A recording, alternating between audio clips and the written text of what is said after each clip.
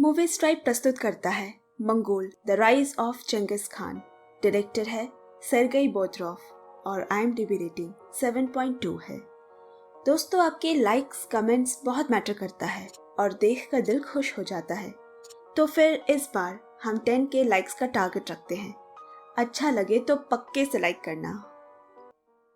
साल 1192 चीन के सुदूर दक्षिण में बसा तंगुत साम्राज्य के गढ़ में किसी कैदी को कड़ी निगरानी में सालों से रखा गया है।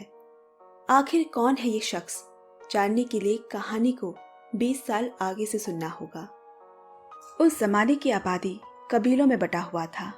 बोर्जिगन कबीले का सरदार येसिगई ने अपने भाई तारगुताई और 9 साल के बेटे तेमुजिन को लेकर मेरकिट कबीले की ओर रुख किया, क्योंकि वहां से उसकी दुल्हन चुनी जाएगी। रात गुजारने के लिए येसिगई अपने दोस्त दाई सियाचान के पास ठहरा, जहां तेमुजिन की मुलाकात उसकी बेटी बोर्ते से हुई। हालांकि वो यहाँ सिर्फ रात गुजारने आए हैं, लेकिन तेमुजिन ने मन बना लिया है कि वो बोर्ते को ही अपनी पत्नी बनाएगा। रात को उसने अपनी इच्छा अपने पिता से कहा, लेकिन वो सहमत नहीं है, क्योंकि पहली बात तो ये कि कबीला उनके बराबरी का नहीं है, कमज़ोर है, और दूसरी बात येसिगई तेमुजिन की माँ को मेरकिट कबीले के सरदार की पत्नी को चुरा कर लाया था, जिससे वो लोग खफा है। लेकिन अब समय आ गया है, मेरकिट कबीले की लड़की ब्याह कर हिसाब बराबर किया जा सकता है और उनसे दोस्ती का हाथ बढ़ाया जा सकेगा। इतनी सी उम्र में भी तेमुजिन धुन का पक्का है, थोड़ा नाराज ही सही, लेकिन येसिगई खुश है कि तेमुजिन अभी से अपनी जिंदगी के फैसले लेने लगा है। अगली सुबह उसने बोर्ते को चुन लिया। तय हुआ कि अगले 5 सालों में दोनों की शादी हो जाएगी। वापस घर लौटते वक्त रास्ते में तेज बारिश और बिजली के कड़कने की वजह से उन्हें एक गुफा में आश्रय लेना पड़ा। येसिगई बोला, तेंगरी देवता रुष्ट हो गए हैं, लगता है कोई अनर्थ होने वाला है। अगले दिन उनका सामना रास्ते से गुजर रहे एक दुश्मन कबीले से हुआ।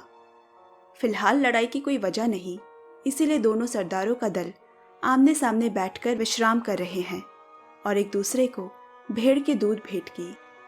मगर येसिगई के दूध में जहर था। आधे रास्ते में ही उसे सीने का दर्द हुआ और वो घोड़े से नीचे जा गिरा। उसके आखिरी शब्द थे, मेरे बाद अब तुम इस बोर्जिगन कबीले के सरदार हो, तुम एक खान हो।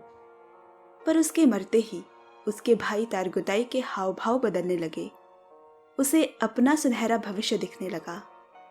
कबीले पहुंचकर जब सरदार के अंतिम यात्रा का कार्य संपन्न कर तेमुजिन और उसकी मां ओलेन वापस आए, तो देखा तारगुताई ने बगावत का सर उठा लिया है। अपने लोगों के साथ मिलकर कबीले में लूटपाट मचाई है। जब ओलेन ने विरोध करते हुए कहा, भूलो मत, सरदार मरा है पर सरदार का बेटा जिंदा है, तारगुताई उसे मारने को दौड़ा।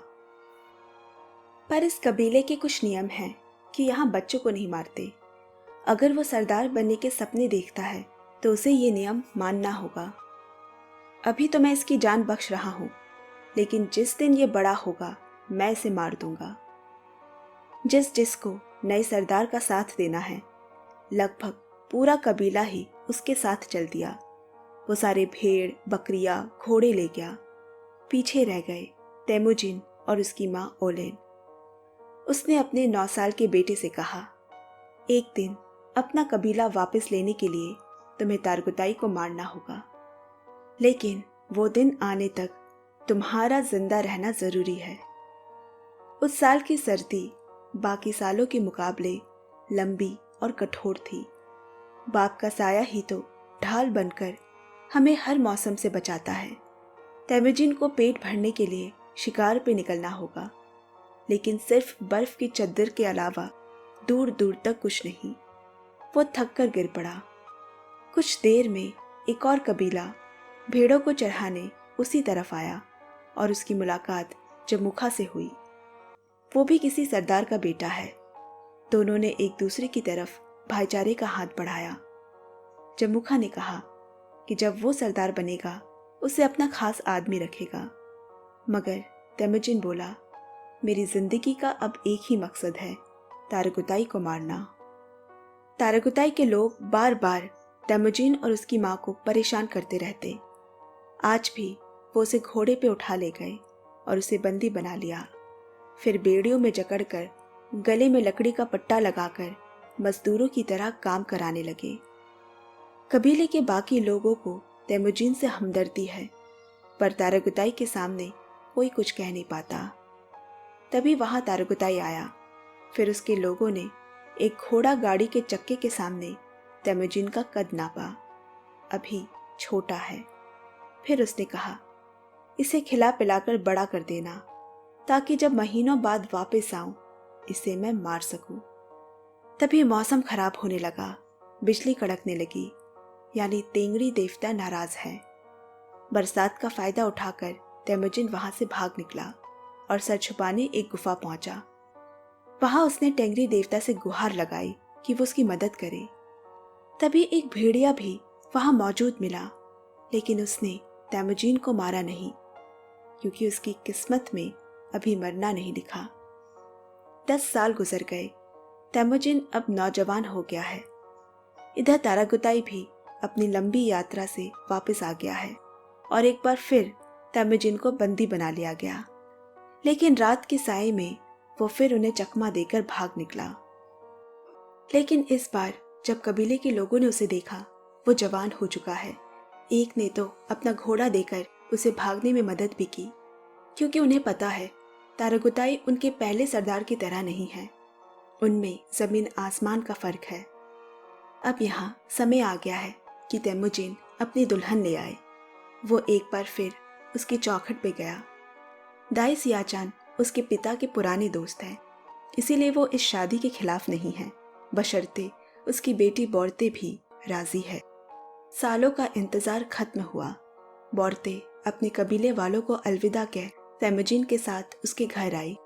उसकी माँ ओयलन ने नई बहू का स्वागत किया और रात बिताने दोनों निकल गए। उसी रात कितने सालों बाद मेरकेट कबीले का सरदार चिलेडू यानी ओलियन का पहला पति उसके घोड़ों और मशालों के साथ हमला कर दिया। वो पिछला हिसाब पूरा करने आया है। वो तेमुजिन की बीवी को भगाने आया है, पर उसे वो वहां नहीं मिली। अगली सुबह उन्होंने दोनों का पीछा किया। इस बीच एक तीर तेमुजिन को लग गई।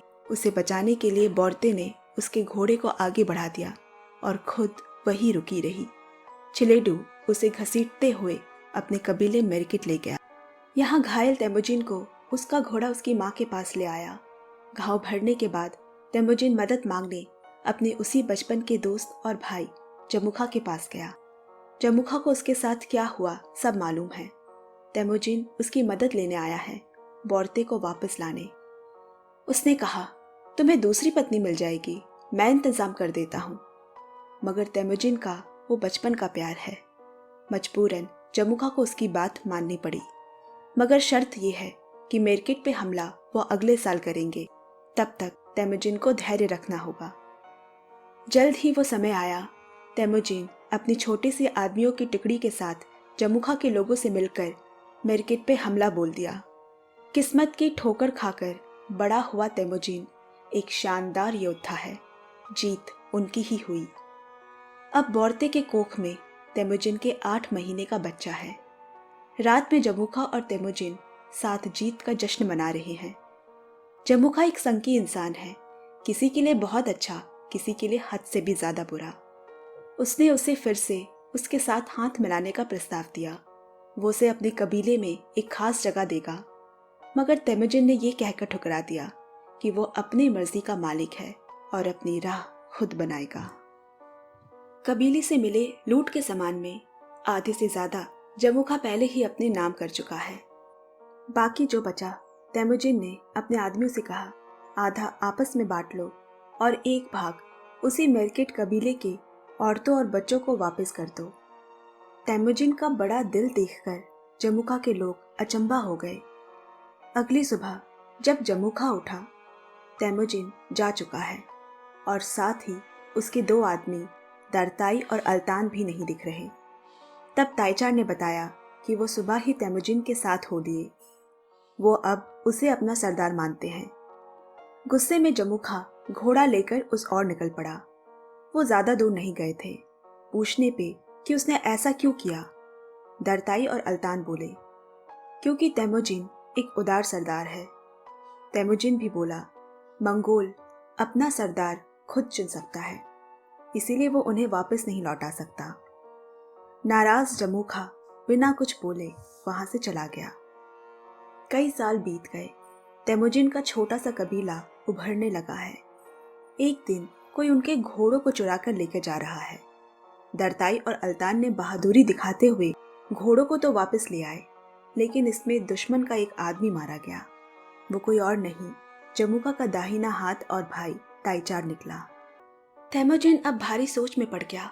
उसके पास दो ही रास्ते हैं, या तो वो दरताई जिसने ताईचार को गलती से मारा उसे जमूका को सौंप दे, या फिर युद्ध।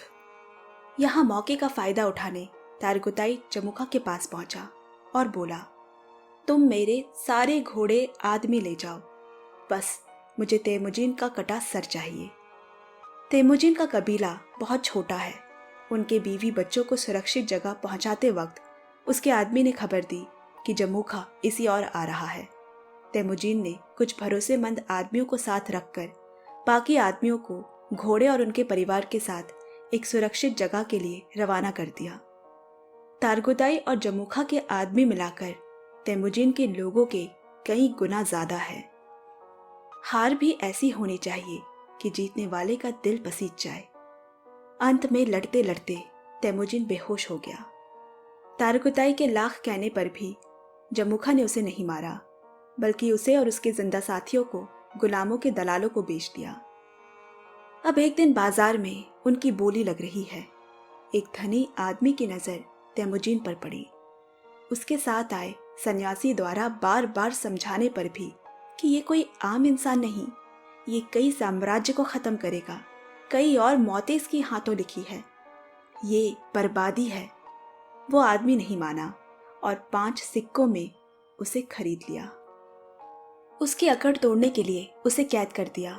फिर एक दिन वही सन्यासी तेमुजिन के पास आया और कहा, जब तुम यहाँ से निकल जाओगे और दुनिया भर में बगावत करोगे, तब हमारे सन्यासी मठ को बख्श देना।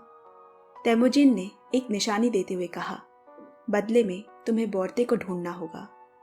सन्यासी उसी दलाल के पास पहुंचा, जानने के लिए कि उन गुलामों को उसने कहां से खरीदा। रास्ता बहुत लंबा है कहकर दलाल ने उसे वहां जाने से मना किया, मगर उस सन्यासी को मालूम है कि अभी नहीं वो गया तो बहुत देर हो जाएगी। दिन रात और मीलों का सफर तय करके वो बोर्ते के चौखट पे जाकर मर गया। बोर्ते को आभास हुआ कि कोई उससे मिलने आया है।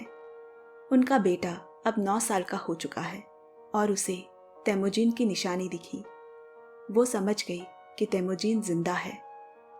भाग्य से उसी रास्ते में सफर करता उसी दलाल ने सन्यासी का अंतिम संस्कार किया और बोर्ते से कहा, यह आखिरी काफिला है, तुम्हें चलना है तो हमारे साथ चलो।